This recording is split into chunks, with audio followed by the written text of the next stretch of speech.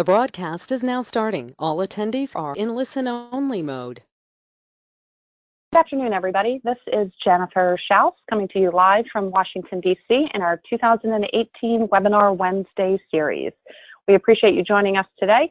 If you're in D.C., thanks for tuning in during the big snowstorm. We do host these webinars every single Wednesday throughout the entire year of 2018. Our speakers range from industry experts, including attorneys, accountants, and other consultants.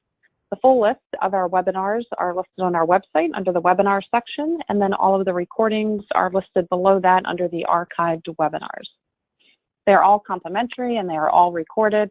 We've also got a YouTube channel that has, I think, now over 100 government contracting webinars that you can listen to.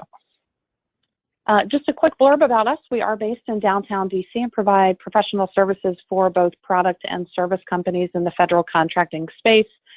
This ranges from market analysis reports, proposal writing, 8A certification, GSA schedules, and more. We do host these webinars, obviously, and networking events throughout the year. Speaking of networking events, we do have one coming up on Monday, which is right around the corner, over at the Kennedy Center. We've been doing this for 11 years. The federal agencies that have confirmed attendance currently are GSA and the United States Air Force. You can register for the event using either of the links listed here on your slide. Today we are joined by Tony Anikeff, and a little bit about his background can be found on this slide. He's going to be discussing compliance planning, which is a very important component of government contracting. Tony's presented with us in the past, and we're delighted to have him back. So, Tony, thanks for joining us, and I'll let you take over now. Thank you, Jennifer, for hosting this program, and to the rest of you who have joined us, thank you so very much. Today, we're going to discuss how the Justice Department's recent guidance on how it evaluates compliance programs in various circumstances provides useful instruction for those creating, updating, or implementing such programs within their respective organizations. Next slide, please. In terms of what we're going to cover, it's pretty straightforward. Although I am often surprised at the resistance of companies to develop compliance programs, we're going to talk a little bit about why compliance planning is important. We're going to review what are generally considered to be the elements of an effective compliance program. And third, we will examine the Justice Department's new guidance on how it might benefit your company. Next slide, please. So first of all, why compliance programs matter and why I'm thrilled to have you joining us today. First of all, compliance programs are mandatory under the FAR provision, which is now approaching its 10th anniversary, and requires of companies with contracts over $5.5 million or 120 days that they have a code of ethics, training, and internal controls, the exception being for certain small businesses and commercial item contractors who are exempted from the internal controls and awareness aspects of the program. That said, considering that all are subject to suspension and debarment for the knowing failure to report wrongdoing, prudence would suggest that every company should have some kind of compliance program commensurate with its size and involvement in the government. And putting aside the regulatory aspects, it's simply a good practice to have such a program. On the one hand, it makes you a better company by encouraging your employees to engage in their practice with integrity. The government may give you a break if you have a good program and you encounter challenges. It's a good business practice. Every company should operate ethically and with integrity. And for government contractors, the fact is it's free because the government allows you to treat it as an allowable and allocable indirect contract expense. So let's look at the next page. What comprises an effective compliance program? You know, when one thinks about how to go about fashioning an effective compliance program, it helps to concretize what one is trying to accomplish in terms of how one engages as a government contractor in the first place. And so contractors essentially engage in 4 ways, which I think are important, and I add a 5th at the bottom because how one deals with one's employees sets the tone of how the company is often going to operate elsewhere. But in terms of what companies are dealing with, they need to have an honest exchanges with the government, and that's really about the business that you're engaged in, your bids, how you do your work, how you submit submissions, how you do the invoicing. You need integrity in your engagement with the government to keep it above board. It avoids things like conflicts of interest, procurement integrity issues, and things like that. And third, although life isn't always fair, one really needs to engage in competition in a fair manner, avoiding collusion and kickbacks, things like that. Fourth, how you maintain your relationships with your third parties. Those are your business partners upstream and downstream. Not trying to game the system to hopefully get an advantage against the others. And again, 5th, all of this goes back to how you operate inside your company. Next, please. So when one, again, gets down a little more into the weeds of what comprises a effective compliance program, this is not new as a concept. It really breaks down into 11 elements, which themselves can be broken down into 5 primary groups. First, leadership, risk assessment, training and communications, which also is thought of in terms of standards and controls, and then that larger group that it comprises monitoring and reviews and audits and how you respond to incidents. We're going to talk about these more in detail, but leadership is obviously in setting the tone and how one is conducted from the top. Risk matrix and risk assessment is all about looking at oneself. Code of conduct and training and communication are really the skeleton by which you train your employees to carry out their activities and how it's communicated within your organization. The rest of these are how you go about monitoring what you do, monitoring the conduct, reviewing it to help make it a dynamic program. I add this concept of action plan at the bottom because companies often fail to set up in advance what would be called a crisis plan of how to deal with the government when it comes to calling, and often find themselves in a crisis mode of trying to figure out what to do. Ultimately, the goal of any one of these plans is to effectively deter wrongdoing, detect it, investigate it, correct it, hold people accountable, and then disclose and report wrongdoing. Let's turn the page, please. The other aspects are twofold. The last points I'd make before we move on to the Justice Department. And the first is that every company is unique.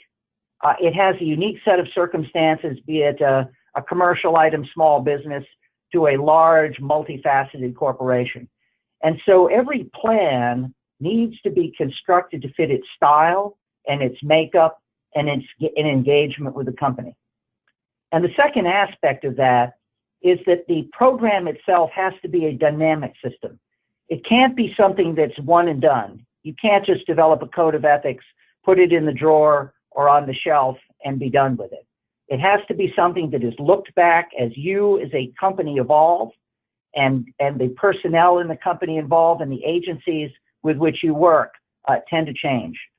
The fact is that based on experience, those that develop a plan and put it on the shelf are often worse off than those that have no plan at all because they happen to be a new company. Next page, please. So compliance plans have been around for 10 years under the regulations in the FAR and the DFARS. So has anything changed? So we're going to focus on the rest of the program on DOJ's new guidance evaluation of corporate compliance programs, which was issued in February of this year by the criminal fraud section to explain how that section considers a compliance program in assessing whether to prosecute or enter into some kind of plea agreement or other type of agreement. It goes without saying that if they've issued that kind of guidance, the absence of a compliance program or a dormant program will not garner much of the benefits that are set out for those that might follow the guidance that has been given. I would note that this guidance is but one of a number of publications that have come out over the last 2 years and more by the Justice Department in its effort to describe its processes and considerations. Another one recently issued being the Justice Department's Blueprint for Corporate Cooperation and Credit, not the subject of this particular webinar, but something that our firm addressed in an alert issued back in December. Let's continue. Let's now turn to the Justice Department's guidance itself and why it's significant. I noted that it was published by the Criminal Division, but it's worthy of consideration by all companies because the principles espoused are likely to be applied equally or by analogy to a civil enforcement situation or an administrative enforcement situation. Indeed, if you look at its basis for the guidance, it comes from the U.S. Attorney Manual and is based on two of the critical factors that they must consider in looking at any proceeding. One is the existence and effectiveness of a corporation's pre-existing compliance program. And second, how the corporation's remedial efforts to implement an effective corporate compliance program or improve an existing one have come about perhaps since one became aware of a problem. Next page, please. Just a quick note here to emphasize that there isn't really that much that's novel in the guidance, and that if one looks at it, one sees that the factors and the questions are also reflected in a number of other Justice Department and international organization guidance, which indicates the breadth by which their principles are likely to be applied both in the United States and when one is dealing on an international framework. Let's turn to some of the details on the next page, please. So the background of how this all came into being, you know, the Justice Department, like each of us, recognizes the unique nature of every company and the circumstances they face. And it's obvious that there's no mechanical or magic formula by which the Justice Department or anybody else can address every situation or every company.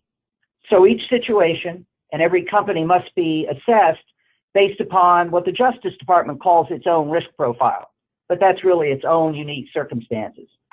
And as we'll see, the Justice Department has developed a framework of what it calls program review topics, which really encompass the universe within a compliance program exists within the larger framework of a company. And then within each of these factors, the Justice Department has articulated a number of common questions which they find are frequently relevant in their inquiry. And these are important, again, because although the focus of the guidance is on particular incidents of wrongdoing, the factors and questions afford insight into what the Justice Department considers to be a robust compliance program which any company would want to be creating. So let's look at the 11 factors on the next page, please. Though daunting, and there are 11 of them, if you look at them, they cover virtually every aspect of a company and its operations. And perhaps more importantly, they all tie back to the 4 elements of a successful compliance program that we talked about before, which is leadership, risk assessment, training and communications or standards and controls, and then the monitoring, auditing, and response function. And although it's not specifically articulated in the guidance, one might get the sense that the way, the order in which these factors and questions have been set out may indicate the relative importance by which the Justice Department weighs them. if we could go to the next page and start our examination of the particular factors. I'm going to run through them, and what the next several pages are going to cover is the factor and then a summary of the questions that are set out underneath. And I have a parenthetical which indicates how many specific questions go with each factor. I think the first two factors really go to the heart of a compliance program. The first factor goes to the heart of the monitoring response function, and it examines how a company responds, who responds, and what is done to fix a particular situation. In essence, this factor is looking at whether one's compliance program works, and it becomes sort of the test bed by which you can monitor and apply samples to see if your program works.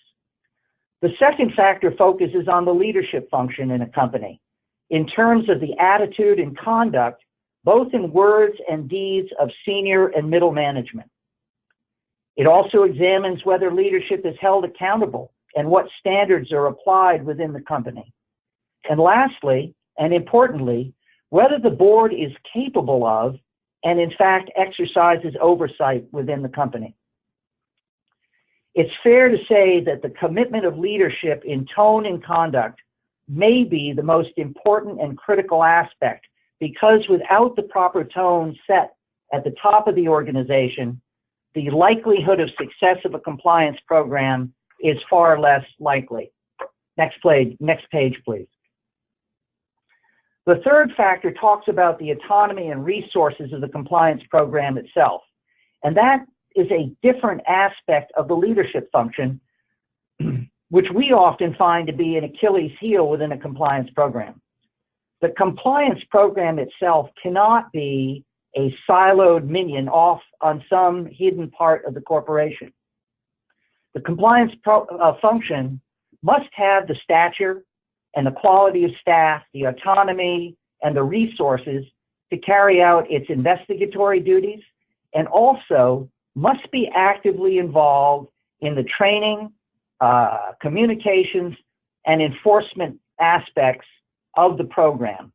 And finally, it must be listened to.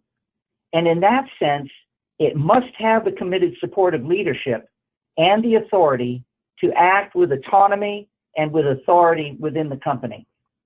One point to make here is that some companies think about outsourcing the compliance function. And the Justice Department regulations suggest that a company should think very carefully before it engages in outsourcing of this kind of conduct, because it is such an integral part of everything that goes on. Next page.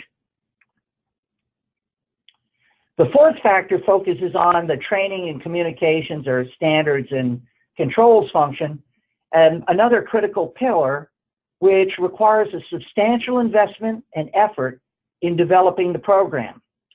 The questions, of which they're the most numerous for this particular factor, look at two areas: both the design of the program, of the policies and procedure, and how they operate and are integrated. With regard to that design aspect, they examine how policies and procedures are developed and disseminated, how is training furnished, and who is held accountable. In short, what does the system look like, and is it capable of supporting the compliance program which it serves as the sort of rules and regulations? The second aspect, in terms of operations, they examine the interpretation of the integration and the processing by which the program is rolled out within the company, and whether those in the company actually understand what it comprises, where they go to get assistance if they don't understand, and what they should do if there's an issue. The other aspect here is that this program and the policies and procedures are something that not only applies within the organization, but ultimately are going to have a relationship to your dealings with third parties. And those who are responsible for third-party management need to engage with third parties to see that one's business parties are on a similar page as you are. Next page, please. The fifth factor deals with risk assessment. That's really the start of the process.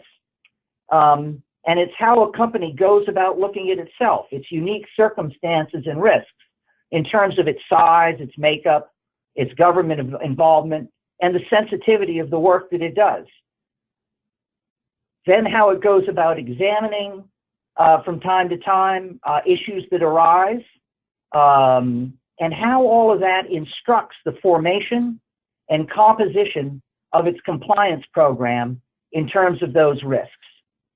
The fact is that if one does not do an adequate and robust self-assessment, one starts out with a faulty foundation, which will likely undercut all of the other efforts that go into making the policies and procedures, rolling it out, and the other aspects of the program.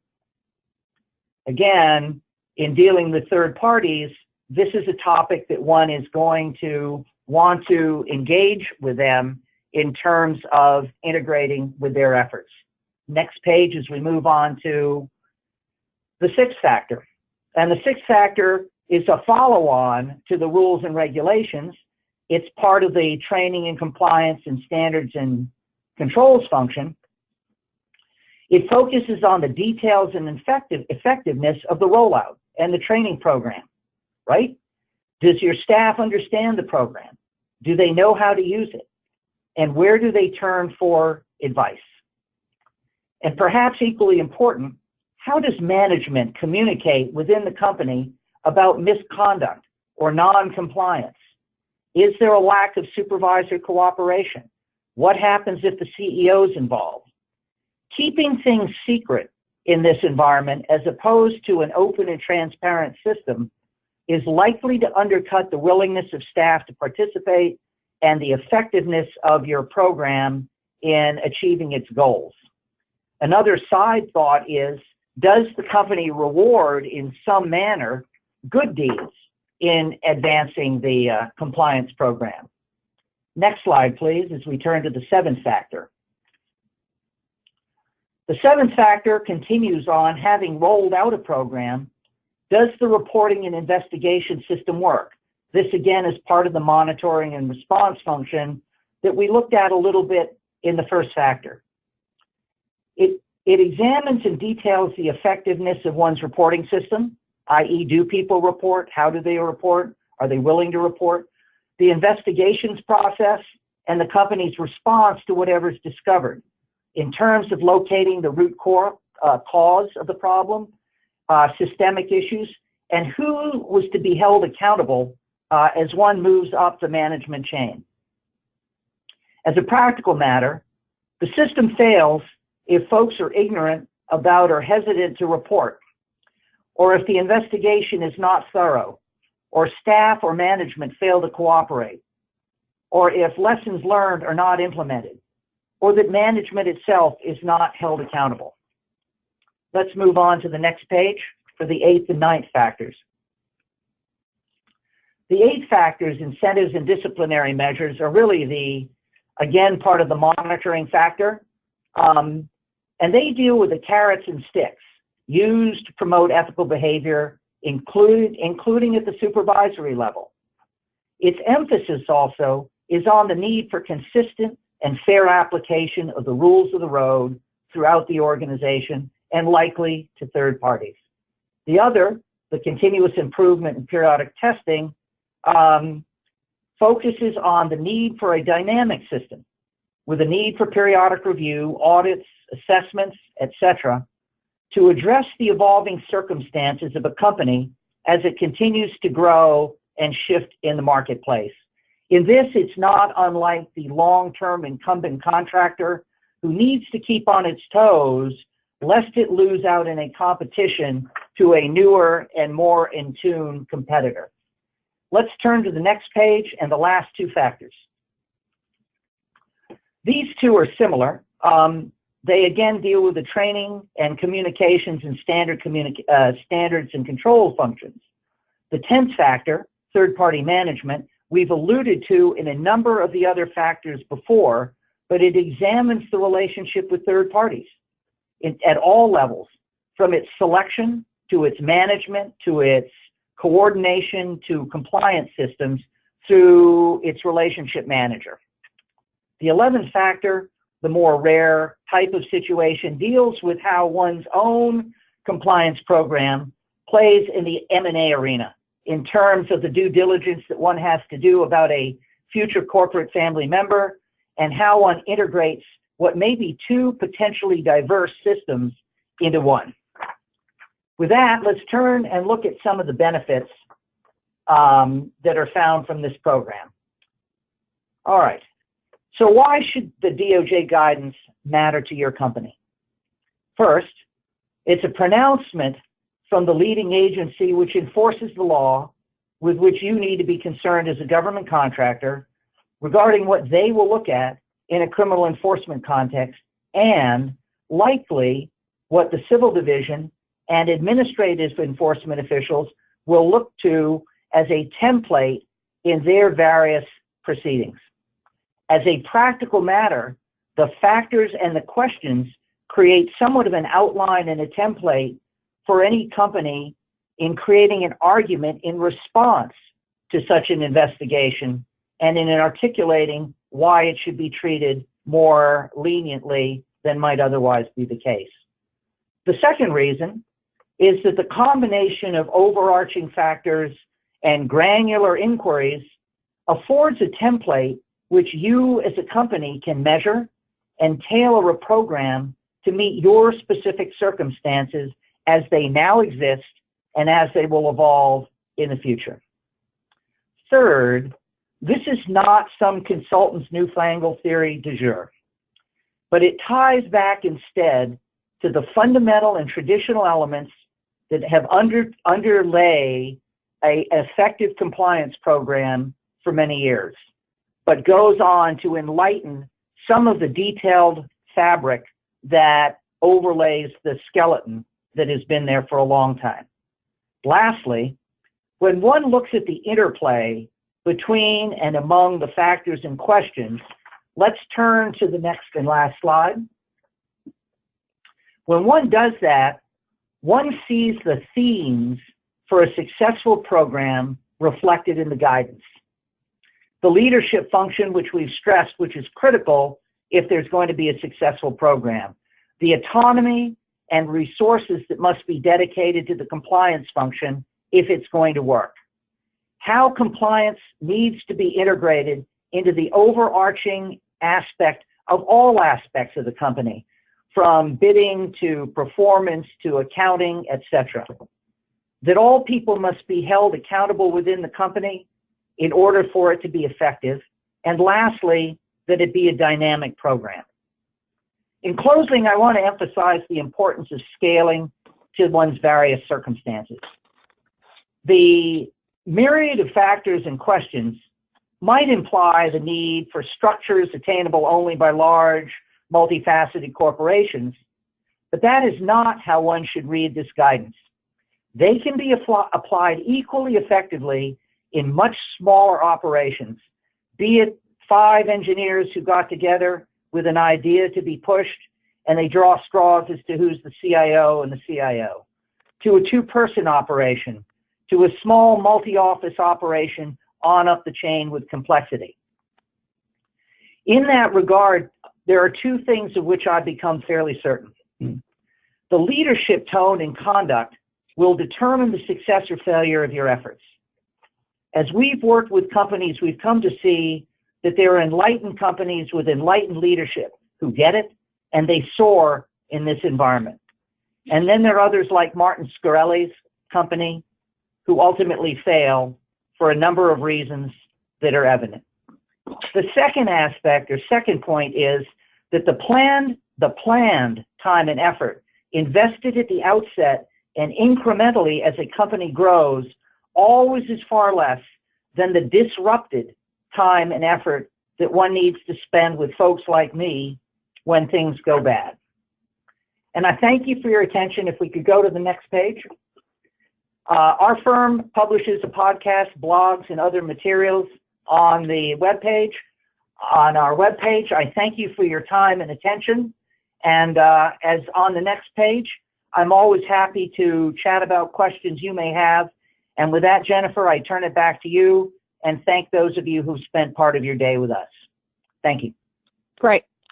Great information, Tony. Obviously, compliance is a necessary and important component of any government contractors program, so great information and always a strong presentation from you. Thanks to everybody who attended today. Tony's contact information is here. He's great to work with. I highly encourage you to reach out to him if you have any questions about government contracting and obviously compliance. So he's a great resource, wealth of information. And his contact information, again, is on your screen. This has been recorded. The recording will be available later today on our website. And next week, we are covering finding under the radar opportunities. The full schedule is on our website. And thanks again, everybody, for joining us today.